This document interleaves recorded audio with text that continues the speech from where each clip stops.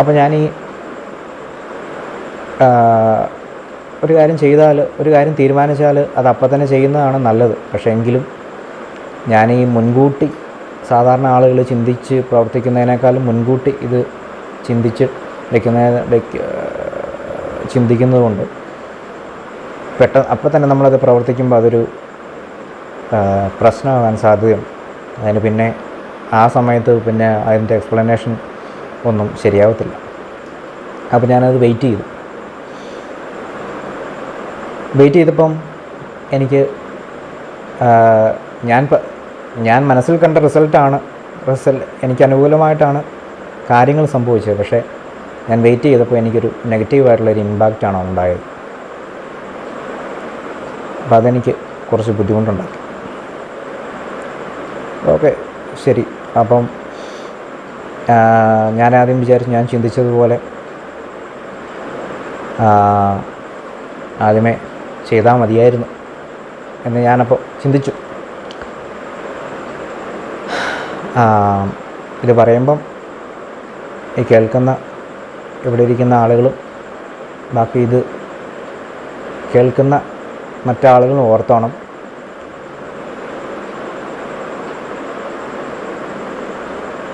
ഞാൻ ഒരു കാര്യം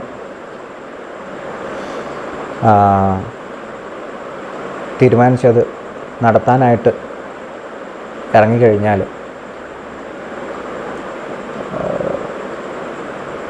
ഞാനതുകൊണ്ടേ പോകത്തുള്ളൂ. അത് ഈ ഒരു കാര്യം മാത്രമല്ല, ഞാൻ ചെയ്യുന്ന എല്ലാ കാര്യവും അങ്ങനെ തന്നെ. അപ്പോൾ ഞാൻ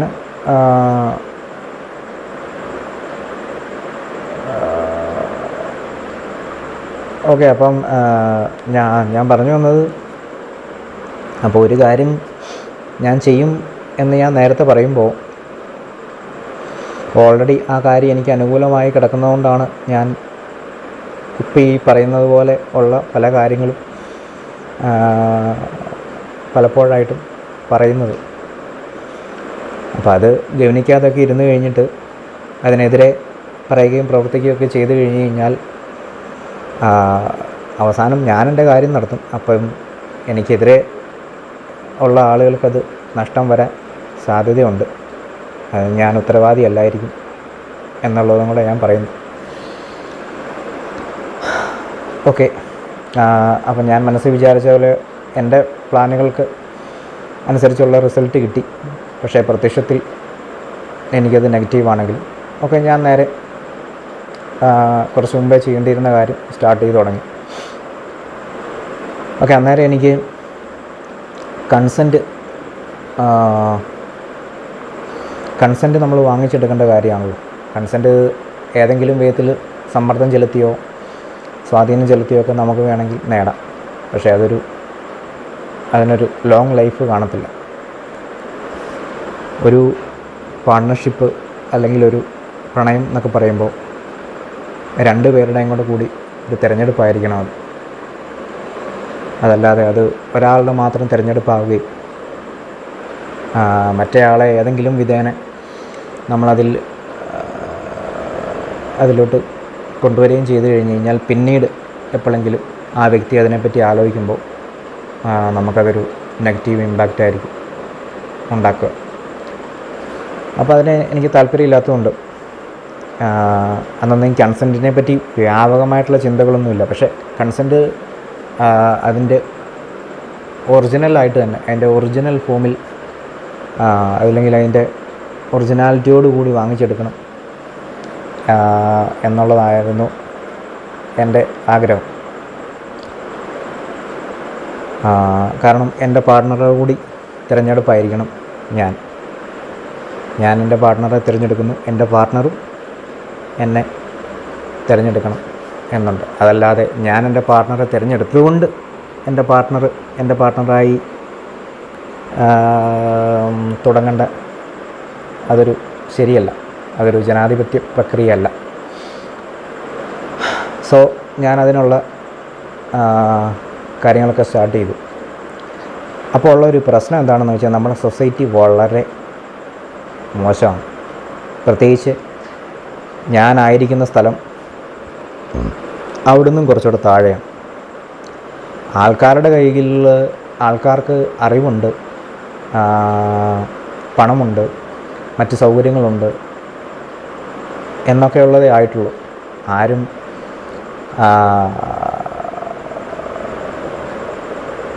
എന്താ പറയുക, ആരും ഒരു എന്താ പറയുന്ന ഒരു ആശയപരമായിട്ട് അങ്ങോട്ട് വളർന്നിട്ടൊന്നുമില്ല, തീരെ വളർന്നിട്ടില്ല. ഇപ്പോഴും 2ഓ 3ഓ തലമുറയുടെ മുമ്പുള്ള മൂല്യങ്ങൾ തേച്ച് തുടച്ച് ഉപയോഗിച്ച് വരുന്ന ആളുകളാണ് ഭൂരിശതമാനം. ഞാൻ എന്തുകൊണ്ടാണ് ഇതിങ്ങനെ പറയുന്നതെന്ന് പറഞ്ഞു കഴിഞ്ഞാൽ അതിൻ്റെ വിക്റ്റിമാണ് ഞാൻ. അതുകൊണ്ടാണ് ഞാനിങ്ങനെ പറയുന്നു. പിന്നെ അതൊരു യാഥാർത്ഥ്യമായതുകൊണ്ടാണ് വലിയ രോഷം കൂടാതെ ഞാനിത് ഇവിടെ ഇരുന്ന് സംസാരിക്കുന്നത്. എൻ്റെ സ്ഥാനത്ത് മറ്റ് വേറെ വല്ലവരുമാണെങ്കിൽ പൊട്ടിത്തെറിച്ച് ഞാനിത് പറയുമ്പോൾ, ഇത് ആലോചിക്കുമ്പോഴേ നമുക്ക് ദേഷ്യം വരും. അപ്പോൾ ഈ പെൺകുട്ടികൾ എന്ന് പറഞ്ഞു കഴിഞ്ഞാൽ അവർക്ക്, അല്ലെങ്കിൽ സ്ത്രീകൾക്ക്, അവരെപ്പോഴും 2ാം തരക്കാരാണ്. നമ്മുടെ സമൂഹം വളരെ കുറേ വർഷങ്ങളായിട്ട്, കുറേ വർഷങ്ങളെന്ന് പറയുമ്പോഴത്തേനും 100-200 വർഷമൊന്നുമല്ല, 1000 ഒക്കെ വർഷത്തിൻ്റെ കണക്കാണ് ഈ പറയുന്നത്. അപ്പോൾ അത്രയും സമയമായിട്ട് സ്ത്രീകളെ 2ാം തരമായിട്ടാണ് കണ്ടുപോരുന്നത്. നമ്മുടെയൊക്കെ വീട്ടിലെ സാഹചര്യങ്ങൾ നോക്കിയാൽ അറിയാം, നമ്മളതിനോട് കൂടുതൽ ശ്രദ്ധ ചെലുത്താത്തതുകൊണ്ടാണ്. ഇപ്പോൾ എൻ്റെ വീട്ടിലാണെങ്കിലും അങ്ങനെ തന്നെ സൂക്ഷിച്ച് നോക്കിയാൽ അറിയാം, നമ്മുടെ വീട്ടിൽ നമ്മുടെ അമ്മ നമ്മുടെ അച്ഛനെ അപേക്ഷിച്ച് 2ാം തരക്കാരിയാണ്. എല്ലാ വീട്ടിലും അങ്ങനെ തന്നെയാണ്, എൻ്റെ വീട്ടിലും അങ്ങനെയാണ്. നമ്മളത് ഒന്ന് നമ്മുടെ അച്ഛൻ, ഒന്ന് നമ്മുടെ അമ്മ ആയതുകൊണ്ട് നമ്മളതിനെ നമുക്കിതിനെപ്പറ്റി മറിച്ച് ചിന്തിക്കുന്ന വരെ നമ്മളത് ഗൗനിക്കത്തില്ല എന്നുള്ളതേ ഉള്ളൂ. അപ്പോൾ അങ്ങനെ വരുമ്പോൾ മുൻകൂട്ടി നേരത്തെ സമൂഹം ഇങ്ങനെ തീരുമാനിച്ച് പെരുമാറുകയാണ്. സ്ത്രീകൾ ചെയ്യേണ്ട കാര്യങ്ങൾ ഇതാണ്, സ്ത്രീകൾ ഇങ്ങനെ ചിന്തിക്കണം, ഇങ്ങനെ ആയിരിക്കണം, പുരുഷന്മാർ ചെയ്യേണ്ടത് ഇതാണ്, പുരുഷന്മാർ ചെയ്യേണ്ട കാര്യങ്ങൾ ഇന്നത് തന്നെയൊക്കെയാണ്, ഇങ്ങനെ അവർ ജീവിക്കണം എന്നൊക്കെ ഡിസൈഡ് ചെയ്ത് വെച്ചിട്ടുണ്ട്. പക്ഷെ കാലം വളർന്നുകൊണ്ടിരിക്കുകയാണ്. ഇക്വാലിറ്റി എന്ന മൂല്യത്തിൻ്റെ സവിശേഷതകളെക്കുറിച്ചൊക്കെ ആളുകൾ മനസ്സിലാക്കി വരുന്ന കാലമാണ്. അപ്പോൾ ഈ സമയത്ത് എന്താ പറയുക, ഈ സമയത്ത് അപ്പം ഇങ്ങനെ വരുമ്പം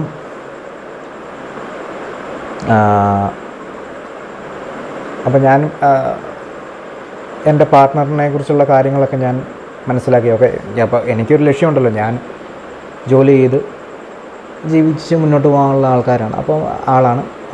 അപ്പോൾ അങ്ങനെ എങ്ങനെയാണ് ഒരു ജോലി ചെയ്യുന്ന ഒരാൾ എങ്ങനെയാണ് ജീവിച്ചു പോകേണ്ടത്, എന്തൊക്കെ കാര്യങ്ങൾ ശ്രദ്ധിക്കണം, എങ്ങനെയായിരിക്കണം, അതിനെക്കുറിച്ചൊക്കെ ആലോചിച്ചും പഠിച്ചും ഒക്കെ അപ്പം അങ്ങനെ കരിയർ സെറ്റ് ചെയ്ത് അങ്ങ് പോവാണ്.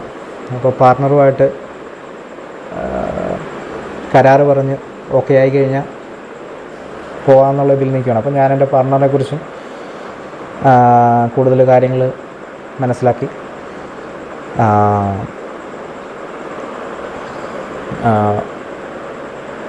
ഓക്കെ, എൻ്റെ പാർട്ട്ണർ ഇന്ന പോലെയാണ്, ഞാനിങ്ങനെയാണ്, അപ്പോൾ ഓക്കെ, അപ്പോൾ ഇന്ന പോലെയാണ് നമ്മൾ ഒരുമിച്ച് കഴിഞ്ഞാൽ മുന്നോട്ട് പോകേണ്ടത് എന്നുള്ളത് നമ്മുടെ സമൂഹത്തെ വെച്ചും നമ്മുടെ സാഹചര്യങ്ങൾ വെച്ചും ഒക്കെ ഞാൻ തീരുമാനിച്ചൊരു രൂപരേഖ ഉണ്ടാക്കി. പക്ഷേ ഇത് അപ്ലൈ ചെയ്യുമ്പോഴുള്ളൊരു പ്രശ്നം എന്ന് പറഞ്ഞു കഴിഞ്ഞാൽ, ഓൾറെഡി തന്നെ ഞാൻ പറഞ്ഞല്ലോ, ഞാൻ മുൻപേറ് ചിന്തിച്ച് അത് നടപ്പിലാക്കി പോകുന്ന ആളാണ്. എനിക്ക് എല്ലാം കൂടി റഷാകുന്ന സമയത്ത് ഈ കൂട്ടയോട്ടം ഓടാൻ താല്പര്യമില്ല. എനിക്ക് ചിന്തിക്കാനുള്ള കഴിവുണ്ട്, ആ ചിന്തിച്ച കാര്യം പ്രാവർത്തികമാക്കാനുള്ള കഴിവും ഉണ്ട്. അപ്പം ഞാനത് നേരത്തെ ചെയ്തു പോകും.